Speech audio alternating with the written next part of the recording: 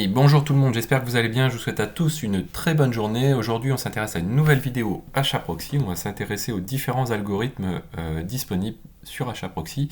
C'est vrai que jusqu'ici on ne l'a pas vu, on a vu comment faire du load balancing simplement avec du round robin. Maintenant on va voir l'ensemble des algorithmes, donc c'est une partie un petit peu théorique et comme on avait déjà fait du théorique au début, j'ai pas voulu empiler du théorique pour pouvoir faire de la démo, avoir du contenu un petit peu plus dynamique.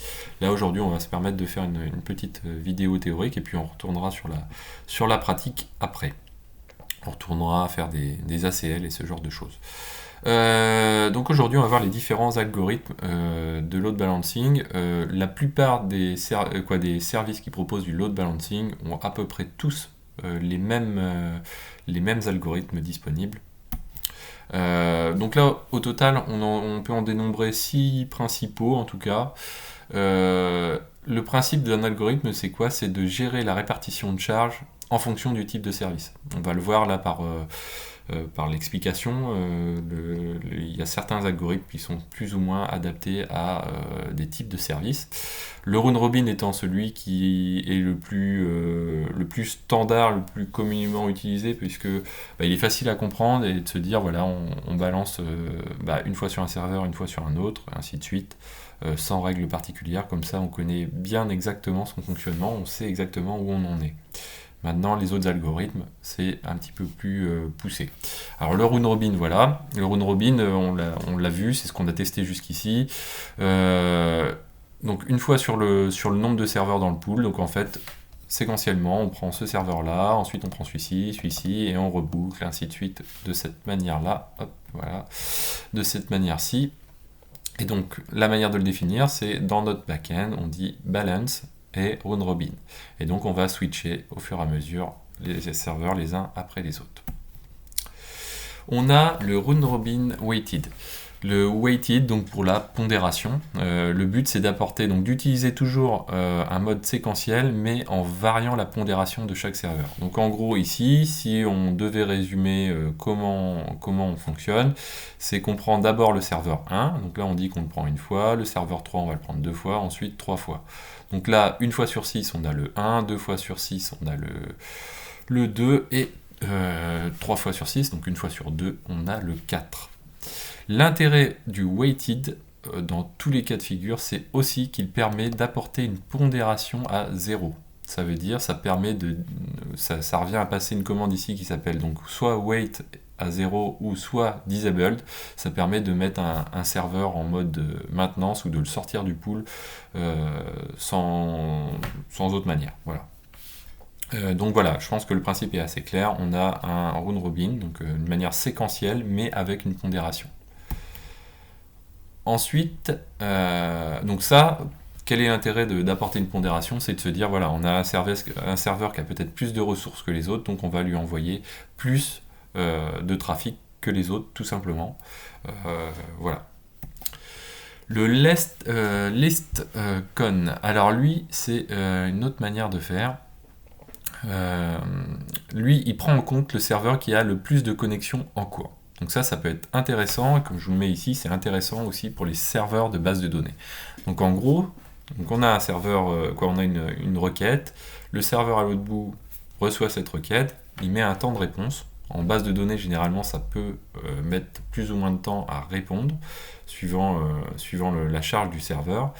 Et donc, on va prendre en compte celui qui a le plus de connexions et on va éviter de le surcharger encore plus tant qu'il a trop de connexions, on lui envoie plus de nouvelles requêtes. Donc ça, c'est le listcon. Donc voilà, on le configure très simplement. Après, bien sûr, il y a son pendant avec la pondération. Donc on a le listcon weighted. Et donc lui, c'est exactement le même principe. En y ajoutant une pondération, comme tout à l'heure, c'est-à-dire que on va quand même considérer que certains serveurs acceptent malgré tout un peu plus de surcharge que d'autres. Alors, il y a le HURI. Alors lui, il est utilisé principalement quand on a des serveurs de cache. Si par exemple, on va considérer que certains serveurs ont déjà mis en cache certains éléments, certains statiques par exemple, et bien on va avoir tendance à renvoyer toujours certaines URL, certaines requêtes, donc les statiques par exemple, vers ce même serveur. Donc on utilise pour ça le balance URI, et donc en gros si on a une image qui a été chargée par ce serveur-ci, HAProxy est capable de se dire tiens, celui-ci, on va continuer à lui envoyer, quand on demande cette image-ci, on va l'envoyer vers ce serveur-là, puisque lui, il a déjà en cache cette image. Voilà.